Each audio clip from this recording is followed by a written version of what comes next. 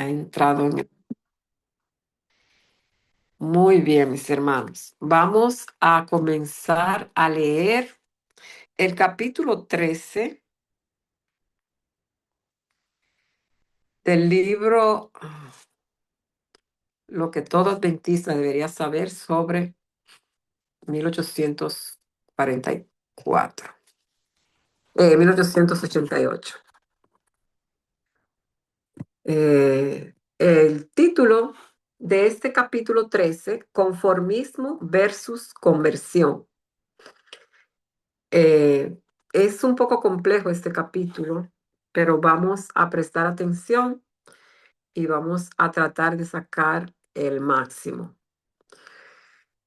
Pongámonos allí en el lugar donde nos corresponde como pueblo de Dios. Veamos. Si alguien tiene algún comentario, puede levantar la mano y así le daremos la oportunidad.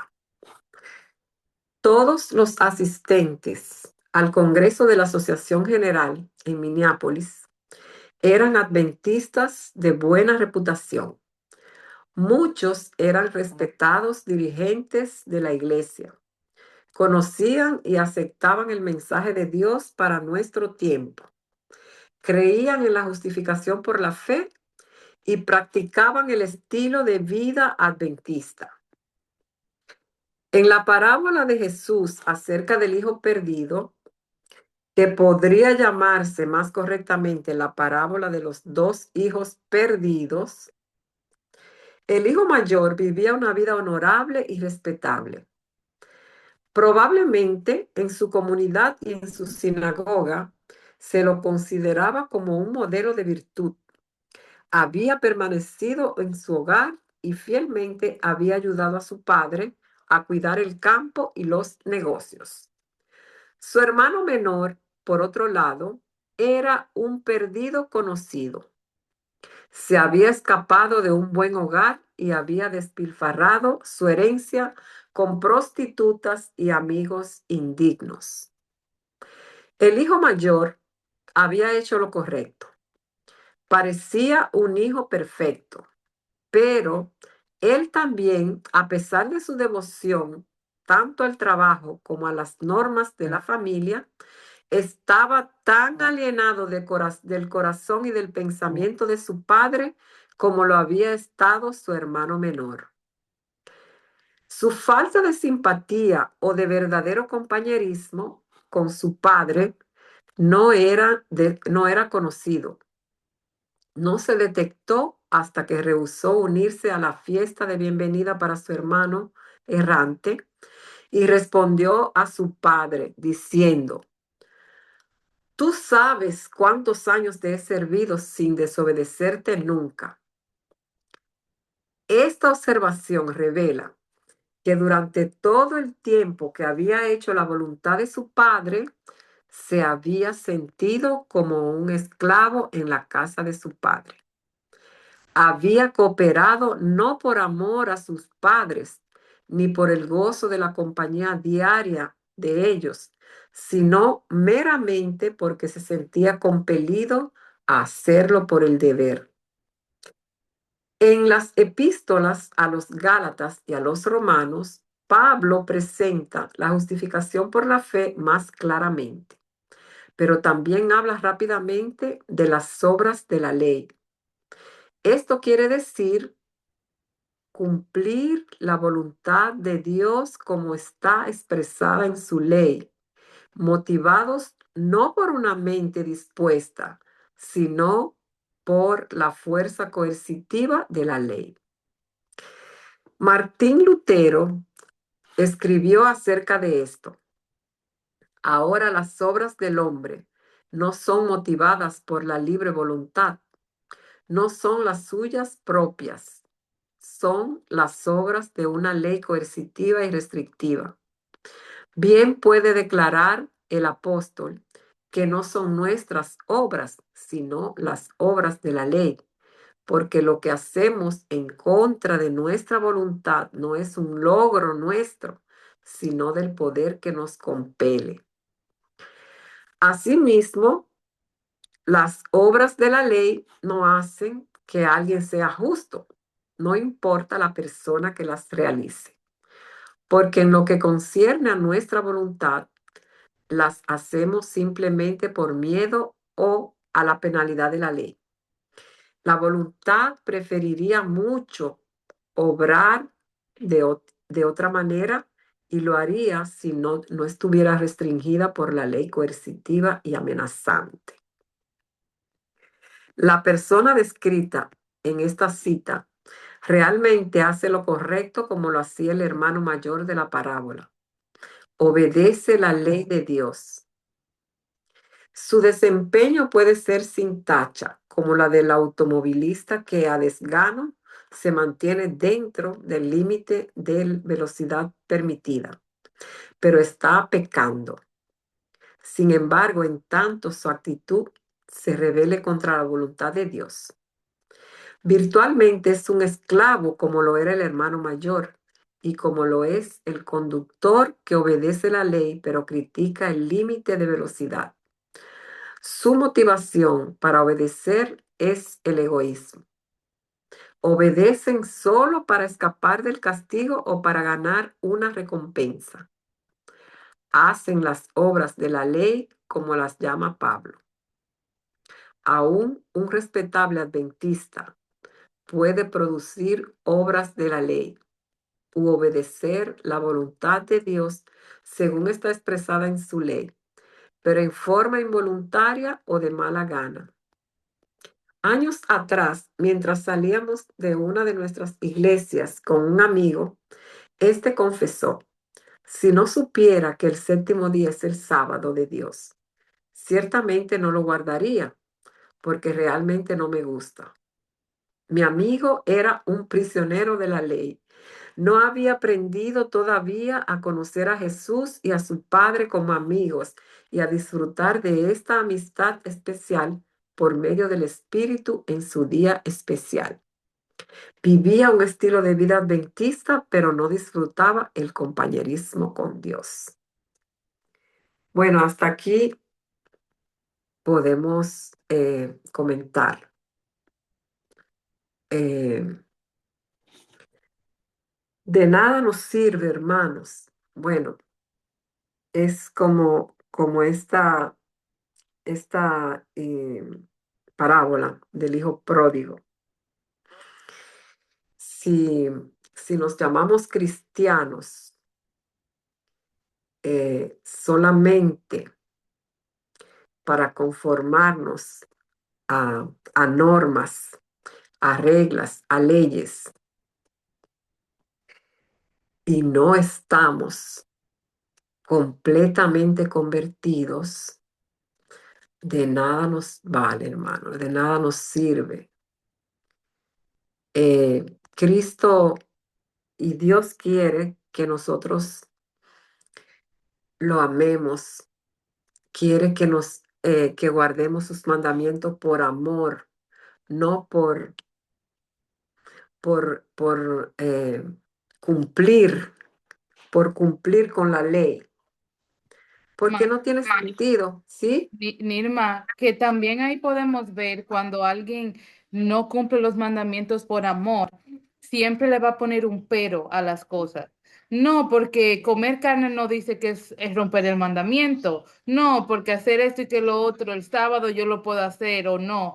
Cuando uno no ama a Dios, no está voluntariamente dejando todo lo del mundo atrás, sino que siempre va a buscar un pero para seguir haciendo lo que el corazón de ellos le dice que haga, no lo que la ley de Dios y lo que Dios quiere que hagamos.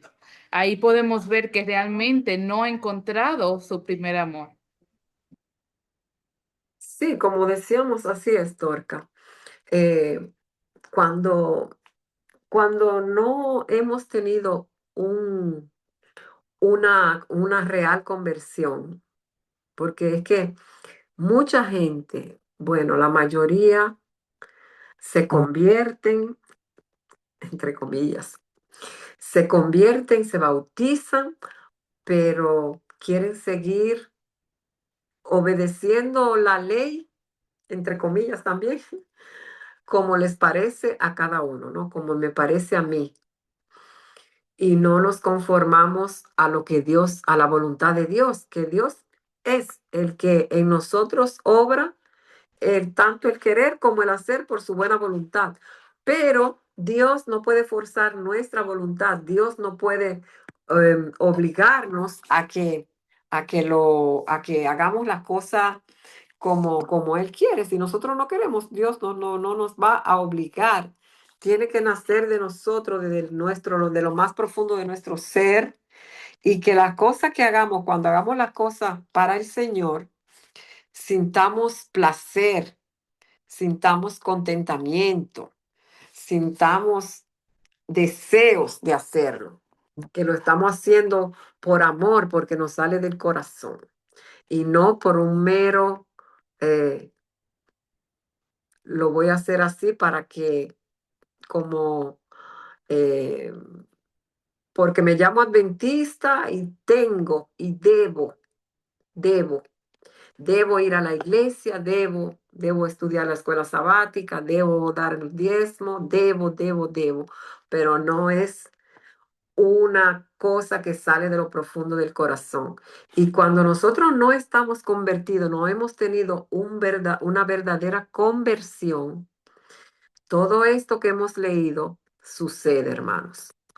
Todo esto, porque como decía el inicio del capítulo, que todas aquellas personas que fueron al Congreso de la Asociación de Minneapolis, todos eran de buena reputación, muy respetados, dirigentes de la iglesia y que conocían bien el mensaje de Dios y el estilo de vida, o sea, que llevaban eh, la religión, digamos, como me viene en mente el apóstol Pablo, no el apóstol Pablo, Saulo, como Saulo, ¿no? De esa manera, como lo llevaba Saulo, que él pensaba, él cumplía la ley y hacía todas las cosas correctamente, había sido circuncidado al octavo día, guardaba la ley y hacía lo que él tenía que hacer, pero no estaba convertido completamente. Era un conformismo espiritual. Y hoy en día nosotros también nos puede suceder, no es que nos puede más, sucede lo mismo a la mayoría. Ojalá que el Señor nos ayude a reflexionar sobre cómo estoy viviendo mi vida cristiana, cómo me estoy comportando. Estoy guardando la ley porque tengo que guardar la ley. Estoy haciendo las cosas porque tengo que hacer las cosas. Hermanos, pensemos y reflexionemos en nuestro interior y lo que tengamos que cambiar, cambiemos, dejemos que el Señor sea, vengamos a Cristo rendidos y digámosle, Señor, yo no puedo, haz tú esta obra porque yo no puedo. Seamos sinceros con Dios, seamos sinceros, mis hermanos. La obediencia por sí sola no nos preparará ni a nosotros ni a nadie para el compañerismo con Dios y con los ángeles no caídos. No, la obediencia por sí sola no nos preparará, no nos preparará. Tiene que haber una rendición cabal y completa y total, una rendición. De lo contrario, no va a ser posible. Tanto el hacedor de obras de la ley y el legalista llevan a cabo las obras, pero esas obras no son las obras de Dios. Eso mismo hizo el hermano del pródigo, pero las obras de ninguna persona, aunque sean sin tacha, serán suficientes para la salvación. Nadie se va a salvar por sus obras. Nadie. Se necesita algo más. La única esperanza de salvación para el pecador está en la justicia de Cristo. Amén. Gloria a Dios. la única suficiente es la única esperanza de salvación para el pecador es la justicia de Cristo, está en la justicia de Cristo. Y esto resulta de una profunda comunión o simpatía con Dios. Wow, mis hermanos, ¿cómo es nuestra comunión con Dios y nuestra simpatía? ¿Cómo es? Eh, Ojalá que podamos pensar, meditar y profundamente cómo estoy viviendo mi vida, mi vida íntima con el Señor, cómo me estoy relacionando con el Señor, cómo está siendo mi comunión y mi simpatía con Cristo. Tal comunión de alma con Dios deriva de haber rendido nuestros corazones y nuestras mentes a Dios. Obviamente, cuando nosotros nos rindamos completamente, como le decía antes, entonces, entonces, cuando nos rindamos, porque si no va a ser un conformismo solamente. Esto es la comunión de corazón y del alma. Eh, Cuando nos sometemos a Cristo, el corazón se une con su corazón. No, yo no era ahí. Sí. La inspiración nos dice, cuando nos sometemos a Cristo, el corazón se une con su corazón, la voluntad se fusiona con su voluntad, la mente llega a ser una con su mente, los pensamientos se sujetan a él, vivimos su vida. Eso es lo que significa estar vestidos con el manto de su justicia. Wow. Entonces, ¿cuántas personas, si esto es así, como dice este pequeño párrafo, cuántos hay que viven con su propia vestidura, con su propio manto de justicia y no tienen el vestido de la justicia de Cristo? Porque aquí dice cuando nos sometemos a Cristo, el corazón se une a su corazón. Cuando mi corazón se une al corazón de Dios, cuando mi voluntad se fusiona con la voluntad de Cristo, cuando la mente llega a ser una con su mente, los pensamientos se sujetan a Él, vivimos su vida. Es solamente así, hermano. No hay otra receta, no hay. Estas son las dosis para poder vivir una vida que podamos decir que estamos llevando el vestido de la justicia de Cristo. Esto es la comunión de corazón y de alma. Por medio de ella, Cristo llega a ser nuestra justicia. ¡Wow! ¡Qué tremendo! Judas, el traidor de Jesús, era un discípulo creíble. Los demás no abrigaban dudas sobre su legitimidad.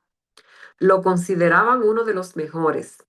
Ni aun en la última cena, luego de que Jesús lo señalara como el traidor al darle el pan mojado, nadie sospechó que fuera de carácter doble. Bueno, ¿soy yo de carácter doble? Revisémonos, mis hermanos. Y si estamos siendo de carácter doble, si estamos siendo creíbles como Judas y que los demás no tengan duda de nuestra legitimidad, pero tenemos un carácter doble que solamente nosotros mismos lo podemos saber y lo podemos conocer. Entonces, mis hermanos, vayamos a los pies de Jesús, rindámonos a Él, que todavía nosotros tenemos tiempo. Todavía la gracia para nosotros todavía está abierta y todavía es tiempo para que nosotros podamos no hacer el fin que hizo Judas, que se perdió y perdió la vida eterna, digamos. Todavía podemos, estamos a tiempo que Jesús pueda hacer esa obra maravillosa en nosotros. Simón de Betania fue otro de los seguidores de Cristo, uno de los pocos fariseos que se habían unido abiertamente a Jesús. Jesús era su amigo, lo había sanado de su lepra y Simón deseaba que Jesús fuera el largamente esperado Mesías, pero no había aprendido todavía a conocerlo como su Salvador. Aunque era amigo y seguidor de Jesús, era un extraño al nuevo nacimiento. ¡Wow! ¡Cuánto! ¡Cuánta verdad! Sus pecados no habían sido perdonados y sus principios no habían cambiado. Era pecador todavía, fuera de la comunión transformadora del Espíritu Santo, de Jesús y del Padre. ¡Wow! ¡Qué tremendo, mis hermanos! Aunque era un amigo y seguidor de Jesús, no formaba parte de su familia y no era partícipe de su naturaleza y de su justicia. Miren, mis hermanos, nosotros tenemos solamente dos opciones. O somos justos o somos pecadores. No podemos ser justos y pecadores a la misma vez. No, no se puede. O somos justos o somos pecadores. Y el Señor anhela con todo su corazón que nosotros podamos permitirle que Él nos, nos cubra con su manto de justicia, nos, nos haga justos, porque el pecador no puede, no puede, no puede ser transformado por el Espíritu Santo, hermanos. Si usted está viviendo en pecado, si usted está pecando deliberadamente día tras día, el, el, el, el- la gracia de Cristo usted no va a poder ser participante de la naturaleza divina y de la justicia de Cristo, porque Dios no puede obrar con el hombre pecador o la mujer pecadora. Dios no lo puede obrar, no puede trabajar.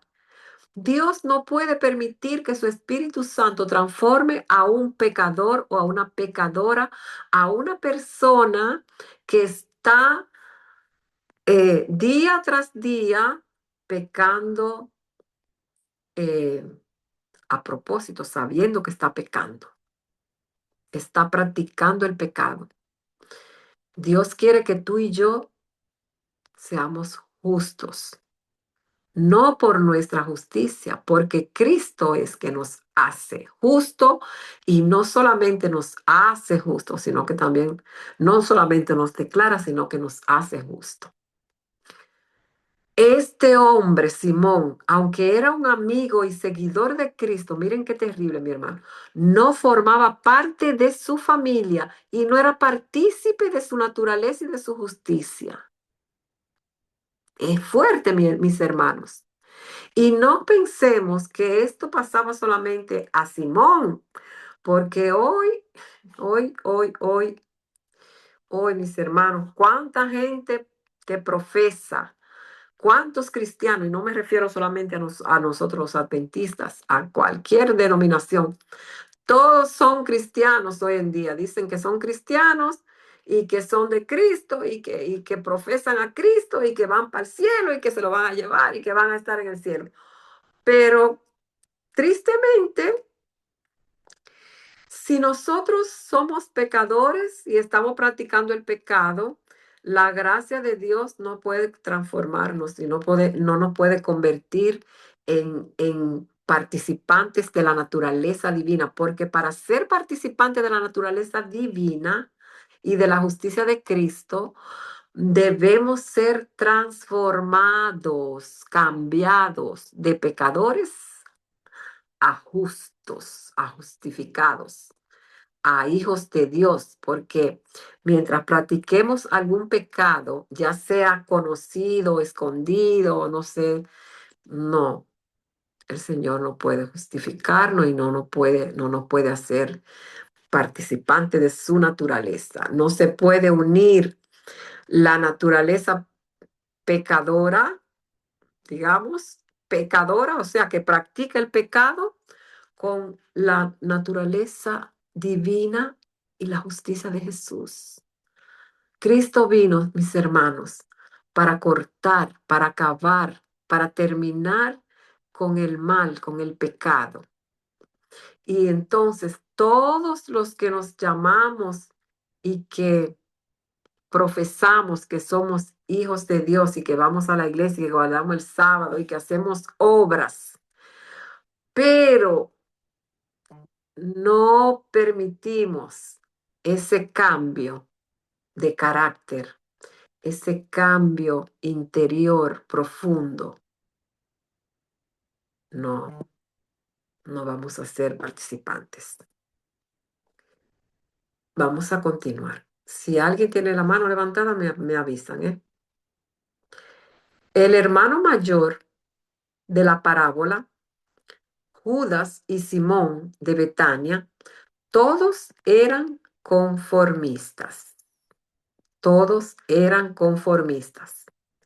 Parecían trigo, pero eran cizaña entre el trigo. ¡Wow, mis hermanos! ¡Qué tremendo! Tenían la apariencia correcta de seguidores de Cristo, pero les faltaba la conversión con una vida nueva en su interior. Lo más importante, yo siempre he dicho, mis hermanos, que sí, es cierto, todos pasamos, miren, yo lo digo por mi propia experiencia. Yo sé que todos hemos, y bueno, y la mayoría hoy en día, tristemente, siguen viviendo esa vida conformista. ¿Por qué? Porque miren, mis hermanos, si el Espíritu Santo no hace la obra en mi vida y me cambia, y ese cambio que hace el Espíritu Santo, se tiene que ver, mis hermanos, se tiene que ver, más no que lo tiene que ver el mundo, más se tiene que ver en mi interior, en mí misma, en mi vida se tiene que ver ese cambio, mis hermanos, porque de nada nos sirve profesar que somos, bueno, que ya nos bautizamos, que somos una nueva criatura, pero seguimos viviendo como antes, seguimos eh, vistiéndonos como antes, seguimos pensando como antes, seguimos yendo a los mismos sitios que íbamos antes, seguimos teniendo las mismas amistades que teníamos antes. O sea, que no ha habido nada, ningún cambio. El único cambio es que ahora vamos a la iglesia los sábados y que tenemos una apariencia, como dice aquí, de correctos seguidores de Cristo, pero la conversión real y genuina no la hemos tenido todavía. Es, es algo de verdad, hermanos, que debemos de meditar y de pedirle al Señor que haga esa obra en nosotros, que nos cambie, que nos haga esa conversión profunda. Y cuando usted tenga esa conversión, yo le aseguro, mis hermanos, que usted se va a despojar de todo. No le va a quedar nada de este mundo. Usted se va a despojar de todo, de todo, de todo, de todo. De todo lo que le gustaba, todo lo que usted quería comer antes, usted le va a detestar eso. Cuando uno tiene una conversión genuina, verdadera, como debe ser, como Dios, no como debe ser, cuando esa conversión la hace el Espíritu de Dios, usted tiene sí o sí que cambiar, porque si usted no cambia, y no es un cambio de algunas cosas, es un cambio total, mis hermanos. No es un cambio a medias, algunas cosas sí las he dejado. No, si decimos así, mire, cuando usted dice, bueno, yo he cambiado mucho, he dejado esto, he dejado lo otro, pero nada más he dejado algunas cosas. Eso no, eso fue un cambio que hizo usted mismo por su propia cuenta, no el Espíritu Santo. Porque cuando el Espíritu Santo viene a mi vida, viene a la vida de un ser humano y cambia, Él te cambia adentro. Y cuando tú eres cambiado adentro, reluce afuera, reluce afuera. Y gloria a Dios, hermanos. Gloria a Dios, porque el Señor ha cambiado a mucha gente. Y eso se ve en su vida, en su vida interior y también en su vida exterior. Nirma, tenemos una mano levantada del teléfono Xiaomi. Adelante.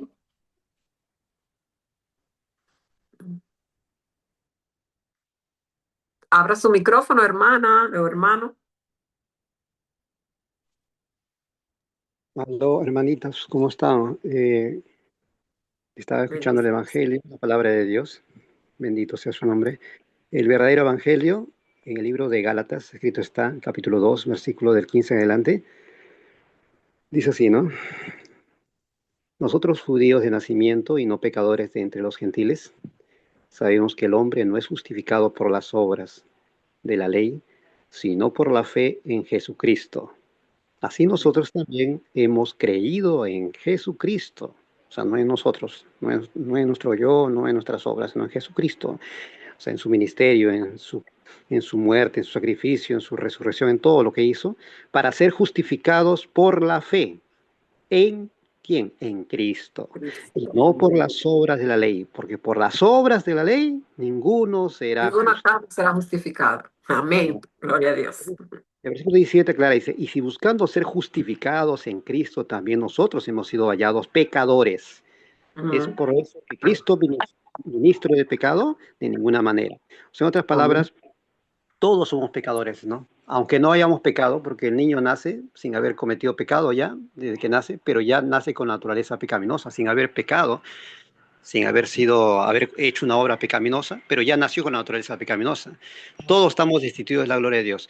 Pero cuando nosotros ponemos la fe en lo que Jesucristo Dios hizo por nosotros, y nosotros por fe dejamos que el Señor haga esa obra en nosotros, esa transformación de vida, por eso que nuestra comunión, nuestra relación con Dios es todos los días, es todos los días. Por eso el versículo 20 dice, con Cristo estoy crucificado, dice Pablo acá habla, y ya no vivo yo. O sea, el yo, tenemos que matar ese yo, esa exaltación a sí misma, ¿no? Sino que ahora Cristo vive en mí. Y lo que ahora vivo en la carne, lo vivo por la fe en el Hijo de Dios, quien me amó y se entregó a sí mismo por mí. El día que yo entienda y acepte que Cristo se entregó por mí, por la humanidad que cree en Él, por todo aquel que le acepta, entonces el Padre va a ver las obras de su Hijo en nosotros, va a ver Amén. su vestidura de su Hijo Jesucristo en nosotros. Nuestras obras no nos salvan, pero también con eso acaso anulo las obras. La Biblia dice la fe sin obras es muerta. Si yo ando con Cristo, si yo estoy constantemente con el Señor va a hacer el cambio, no nosotros. Nosotros nada más nos compete acercarnos a Dios. Y el Señor, el Espíritu Santo, se encarga de limpiarnos nuestras, ¿cómo dice?, manchas, ¿no? Pero también eso también implica sacrificio, implica humillarnos, humillar esas cosas, el ego, todas esas cosas, ¿no? Y eso es un proceso, es un proceso.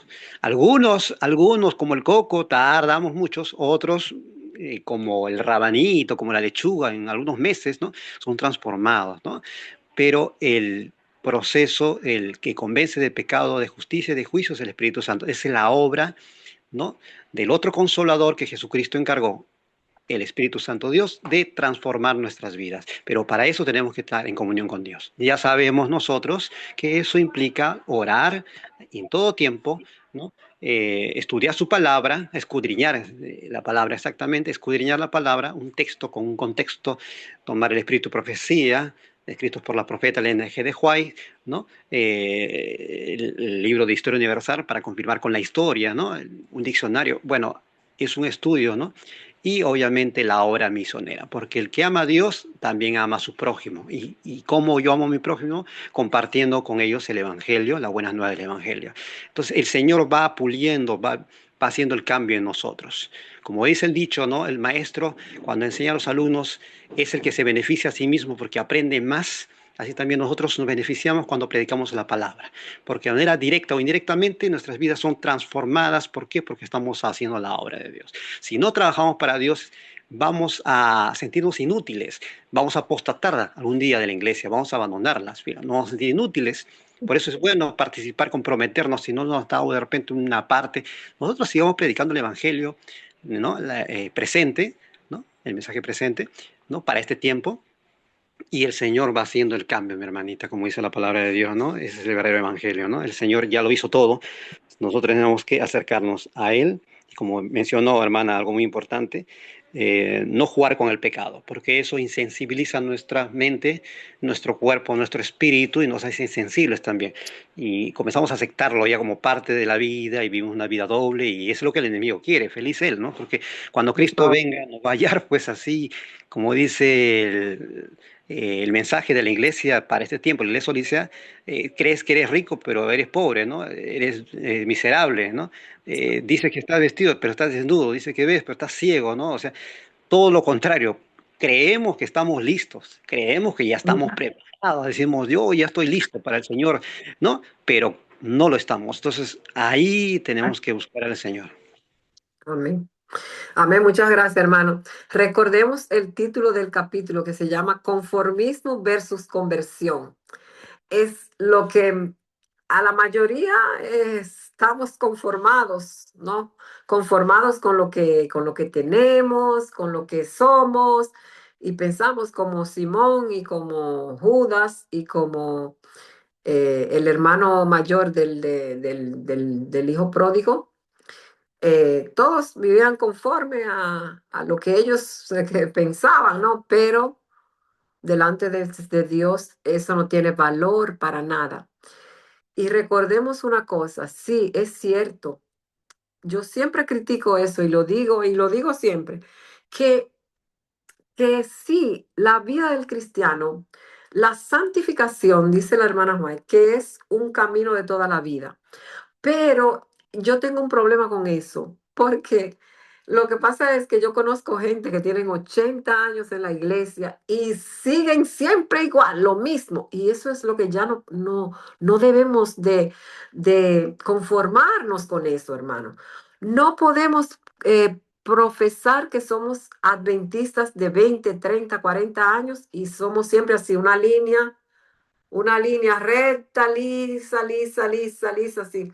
No, no, eso no sirve así, porque el apóstol Pablo mismo dice que nosotros debemos de ir de gloria en gloria, ¿no? Hasta que el día es perfecto y así es la vida del cristiano, de gloria en gloria, de triunfo en triunfo, de vencer al pecado, de vencer al pecado día tras día, hora tras hora, minuto tras minuto, de crecer espiritualmente, porque si no, estamos viviendo una vida de conformistas y no de convertidos. Dice aquí, un conformista a menudo puede aparecer mejor ante los demás, aún ante los cristianos, que una persona convertida. Claro, porque la apariencia, como dice el apóstol Pablo, no, la apariencia de piedad, pero niegan la evidencia de ella. Que una persona convertida. Simón se veía mejor a los ojos de la mayoría de los invitados a su fiesta que María. El hermano mayor se veía mejor que el pródigo que retornó. ¿Es posible? No, no es posible, yo diría, es ser un adventista del séptimo día respetado y bien aceptado sin ser un hijo de Dios. Qué tremendo, mis hermanos. Es posible ser un adventista del séptimo día respetado y bien aceptado sin ser un hijo de Dios. ¿Y cuándo es que nosotros no somos un hijo de Dios? Un hijo de Dios, un hijo real de Dios. Cuando vivimos conformados al mundo, vivimos conformados a mi propio vestido de justicia, vivimos conformados a mi propio estilo de vida, vivimos conformados a mi propio modo de comer, a mi propio modo de vivir, a mi propio modo de hablar, y no permitimos que el Señor sea que, que viva en nosotros, glorioso, ¿no? Y que nos cambie verdaderamente todo nuestro ser. Démosles ese espacio a Cristo, al Espíritu Santo, para que Él nos transforme. Vamos a continuar. Elena de White dijo que aún muchos de los ministros que estaban en el Congreso de Minneapolis en 1888 no estaban convertidos y necesitaban convertirse. Todos eran leales a un sistema abarcante de verdades doctrinales coordinadas. Terrible. Eran fieles a un mensaje. Su cristianismo era un asentimiento intelectual a un hermoso, lógico y divino cuerpo de verdades abstractas, más bien que una confianza que entrega su vida a una persona como uno hace en el matrimonio. Y hasta que no entendamos eso, mis hermanos, hasta que no lo entendamos, que nuestro es como, bueno, ahora que leí esto aquí que dice que su cristianismo era un asentimiento intelectual, no debe ser solamente una cosa intelectual, digamos, teoría, ¿no? Solo teoría, muy hermosas, pero tenemos muchas verdades, tenemos de todo, muchas cosas hermosas, pero son solamente asentimiento intelectual. Eso no es lo que Dios quiere, porque el Señor, como siempre digo, Él lo que quiere es una entrega sin reserva, una entrega total y completa, una rendición cabal. Eso es lo que Dios quiere para poder obrar con nosotros, para Él poder hacer esas obras, las obras que Cristo hace en nosotros. Él las puede hacer solamente cuando hay una rendición total, completa y cabal, hermanos. De otra manera, no es posible. No nos engañemos a nosotros mismos. No nos vamos a salvar solamente porque profesamos ser el pueblo, obviamente, el pueblo verdadero, porque tenemos las verdades verdaderas, porque tenemos las verdades que son bíblicas. Eso no nos va a salvar, hermano. Lo que nos va a salvar es nuestra relación y nuestra rendición completa a Cristo. Eso es lo que nos va a salvar. Nuestra entrega sin reservas a Jesús. Porque la salvación es una comunión íntima con Jesús, como ocurre en el matrimonio entre los cónyuges. Los que rechazaron el mensaje de la justificación por la fe en Minneapolis eran hombres honestos, y muchos de ellos se habían entregado a la proclamación de las verdades bíblicas que habían abrazado sin reservas. Pero el cristianismo genuino no es básicamente un mensaje, es una persona, y esa persona es Jesús. Qué hermoso, mis hermanos. Yo amo a Jesús. Muchos de los asistentes al Congreso de Minneapolis no lo conocían, aunque proclamaban su ley con fervor. Qué triste. Hoy nos pasa lo mismo. De allí que su predicación estuviera centrada en la ley. Tampoco reconocieron su espíritu cuando trató de hablarles durante el Congreso de Minneapolis. Ojalá que nosotros podamos permitir que, que Cristo pueda ser el huésped de honor en nuestros corazones, mis hermanos. Hoy yo creo que es un día para reflexionar, para decirle al Señor, sí, Señor, yo reconozco que te he faltado mucho, que he vivido una vida de conformismo y no de conversión. Y te pido que cambies este corazón porque por mí mismo yo no puedo hacer nada. Y solamente si tú intervienes, Señor, es la única manera.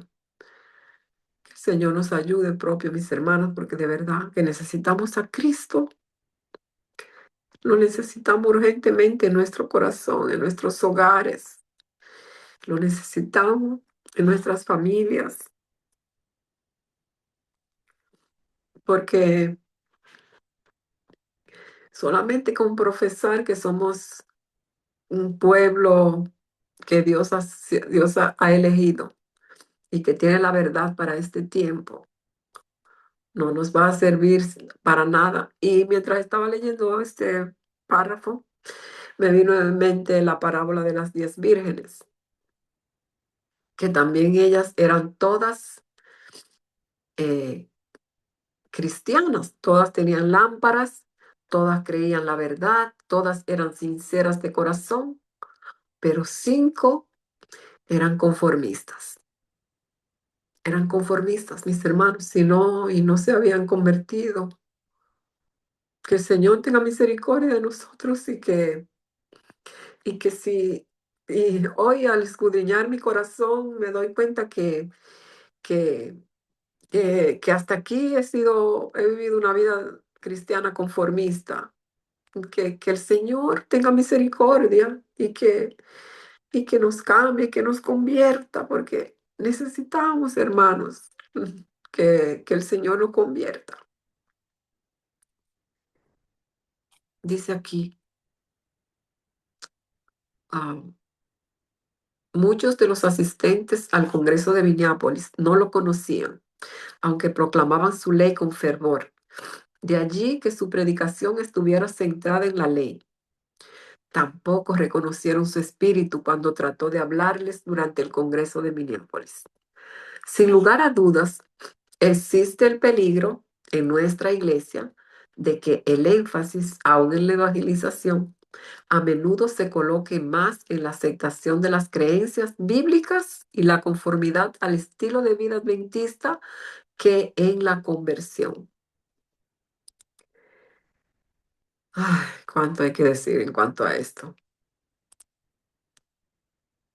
Fácilmente se cae en esta trampa, ya que el conformismo con las creencias aceptadas y las normas de la iglesia se ven fácilmente y pueden ser medidas con bastante exactitud.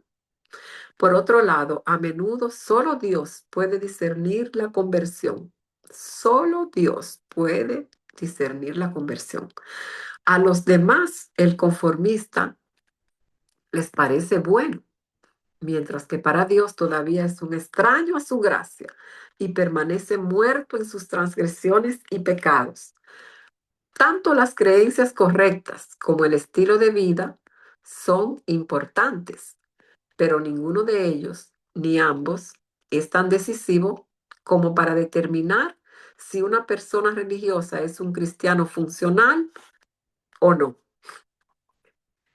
La esencia del verdadero cristianismo va más allá del comportamiento externo. Claro que sí.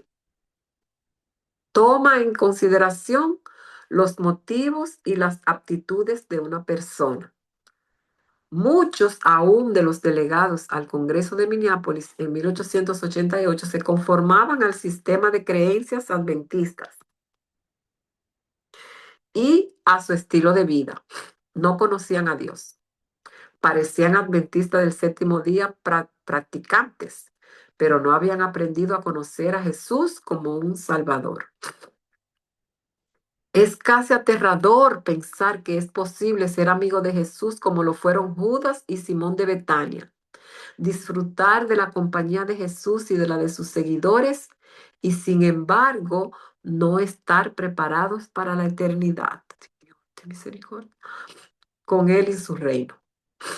Ese era el estado de muchos de los ministros en el Congreso de Minneapolis. Y no solo en el Congreso de Minneapolis. Es terrible, hermano, lo que dice acá. Es terrible. Este capítulo para mí es terrible, terrible, terrible, porque nos mete propio frente a frente a lo que nosotros somos en realidad, hermanos, a lo que somos en realidad. Esto no es una cosa de allá, del Congreso de Minneapolis. No fue una cosa que solamente sucede a los pastores, a los que estaban allí en el Congreso, a los delegados. Tristemente, y con mucho dolor en mi corazón, mis hermanos, este espíritu todavía hoy está, digamos, vigente en una manera increíble en medio nuestro. Mir- Mirma, ¿Sí? sí, ¿me permites hablar acerca de esto mismo? Que hace tiempo precisamente nosotros hemos estado sufriendo esta condición. A veces estamos enfrascados en la iglesia, haciendo mucha actividad para Dios, inclusive actividades misioneras, pero Sí. nuestro propio ser, aunque estamos haciendo actividades misioneras, está siendo descuidado porque no dedicamos el tiempo que necesitamos a hacer la evaluación personal que día tras día tú y yo tenemos que hacer para pedirle, rogarle a Dios que su espíritu nos transforme a la semejanza de Cristo. El caso lo tocaste brevemente allí cuando hablaste de la aldea de Betania. Allí estaba Marta, que era una asidua servidora de Jesús, pero Jesús tuvo que llamarle la atención y decirle, Marta, Marta, estás afanada, pero María ha elegido la mejor parte. ¿Qué parte? Es que las actividades misioneras, las actividades en la iglesia no sustituyen nuestro diario No, encuentro con Cristo. Cada uno de nosotros necesitamos venir a Jesús en ese día y caminar con Él las 24 horas, porque a veces dedicamos un momentito para orar, para estar con Él, pero después nos paramos de ahí, de nuestras rodillas, y nos vamos a vivir el día en nuestra mente pensando que estamos con el Señor, pero lo hemos dejado allí porque no le hemos invitado a vivir ese día con nosotros para que nos enseñe cómo es que Él quiere que vivamos cada día. Y ahí está el más grave peligro para nosotros que profesamos la verdad, porque no es que queremos engañar a nadie. Lo que sucede es que si nos descuidamos en nuestra entrega personal, el Espíritu de Dios no puede hacer esa labor transformadora porque exacto. nunca la va a hacer si nosotros no se lo permitimos. Si le quitamos el guía, como decía el pastor, ah, se me escapa el nombre ahora, pero si le quitamos el guía de la mano al Señor para conducir nuestro propio vehículo, estamos entonces en el peor de los peligros porque el diablo está al acecho para tirarnos encima el camión grande, como él lo ilustraba en su libro, maravilloso, que cada uno de nosotros necesitamos entender. 24/7, hasta durmiendo, Nirma, nosotros necesitamos permitir que sea Jesús quien dirija nuestros pasos. Gracias, Dios te bendice. Gracias, Padre, hermano. Sí, así es. Es que no, porque lo que pasa, hermano, que yo digo, vivimos engañados, engañándonos a nosotros mismos, porque pensamos que una, eh, una profesión de una fe, una profesión donde solamente la profesión nos va a salvar. Y no es así. No podemos conformarnos, no podemos conformarnos, porque o nos conformamos o tenemos un mero conformismo y no nos va a servir para nuestra salvación, mejor nos va a hacer perder. O optamos por la verdadera conversión, hermanos. Y cuando una conversión es verdadera, eso no se puede ocultar. Los No se puede frutos se ven, ocultar. naturalmente. Exactamente, no se puede ocultar. Porque aunque usted no quiera, si Cristo mora en ti y si las obras son las obras de Jesús, entonces mire, tenga por seguro que eso se va a ver y usted no va a ser la misma persona de antes, no va a ser una persona conformista, no va a ser una persona conformista. Y aquí dice este capítulo que tristemente la mayoría de los delegados del Congreso de 1888 en Minneapolis, ellos todos, la mayoría tenían este problema. Tenían este problema, eran conformistas, no estaban convertidos, no habían tenido un encuentro, no se habían rendido a Cristo. Solamente llevaban una religión de apariencias y como el apóstol Pablo, ¿no? Legalista, digamos, legalista, eran legalistas. Ellos llegaban a las cosas, pero no nos sirve de nada cumplir al pie de la letra, aparentemente, porque eso es toda una apariencia, mis hermanos, no era nada real ni profundo, como lo dice el capítulo, es bien claro este capítulo. Y todo eso, no, ese espíritu terrible todavía hoy continúa, no solamente en los líderes, no solamente. La la Odisea, mis hermanos, la Odisea. La Odisea es el espíritu de la Odisea, que tiene un espíritu conformista, que te crees rica, que tienes todo y no te falta nada, cuando en realidad necesitamos todo, necesitamos la justicia de Cristo, necesitamos las obras que Cristo hace en nosotros. Yo creo que este penúltimo capítulo ha sido bien, bien fuerte.